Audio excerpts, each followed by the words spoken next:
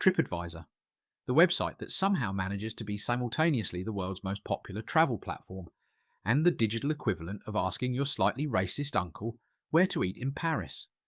Ah, you must try Le McDonald's. It is très authentique.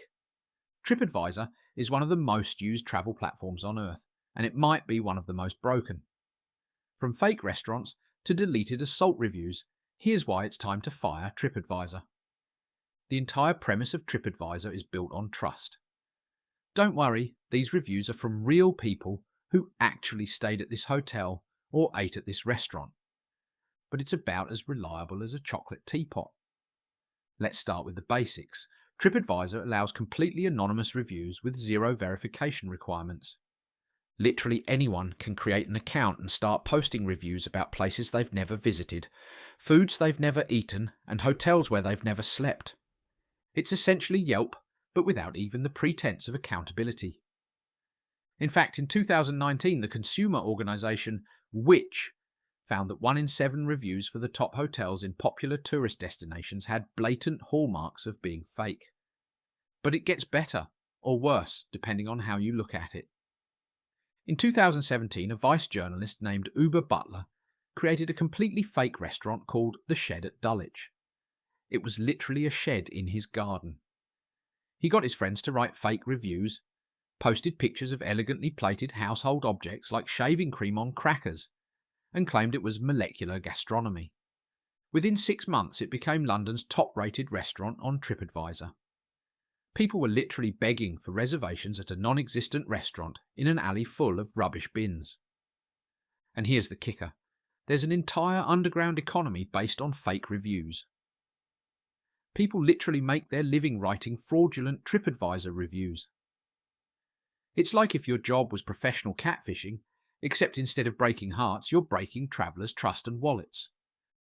Now, fake reviews telling you a mediocre pasta place is the best in Rome might seem like a minor inconvenience. But TripAdvisor's problems go far beyond culinary disappointment.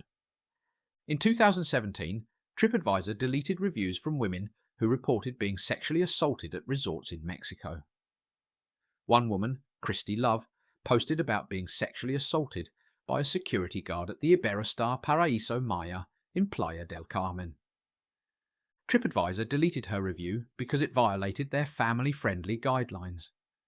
Apparently warning other women about potentially life-threatening situations isn't family-friendly enough for TripAdvisor. When another woman, Jamie Valeri, reported a similar assault at the same resort 5 years later, her review was also deleted as hearsay.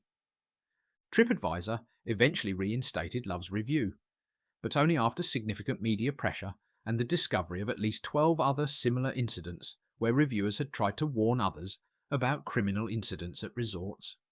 By that point, multiple other travellers had been victimised at properties where warnings had been suppressed. And then there was the Auschwitz incident. In 2021, TripAdvisor initially approved a review where someone made offensive comments about bringing a baby to the gas chambers at the Auschwitz-Birkenau State Museum. When confronted, TripAdvisor first claimed the review met their guidelines. Let that sink in for a moment. It took a social media firestorm for them to finally remove it.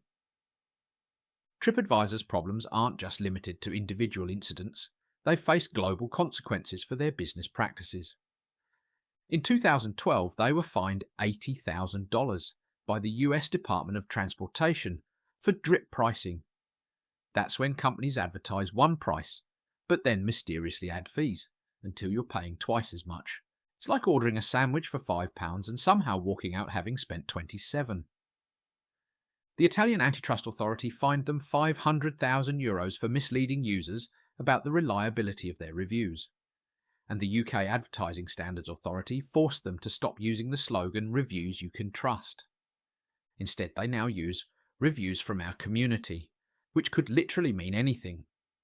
For all we know, our community could be a warehouse of underpaid review writers in some distant location.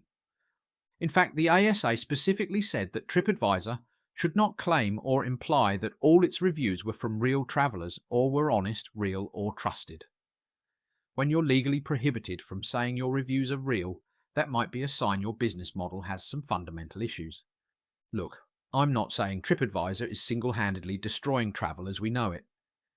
But I am saying that relying on it is like asking a pathological liar for directions. You might get where you're going, but there's a good chance you'll end up lost in a swamp being chased by alligators. So, what to do instead? First, use platforms that verify bookings. Sites like booking.com or Airbnb at least require you to actually stay somewhere before reviewing it. Revolutionary concept, I know. Read local blogs and magazines from actual residents of the place you're visiting. Trust real people with names and faces and accountability, not mysterious user Travel Guru 69 who somehow reviewed 51 Parisian restaurants in a single month. So the next time you're planning a trip, maybe give TripAdvisor the 1-star review it deserves and look elsewhere. Your vacation, and possibly your safety, might depend on it. This has been Don't Even Go There. And if TripAdvisor is watching this, well, feel free to delete this review. We all know you're good at that.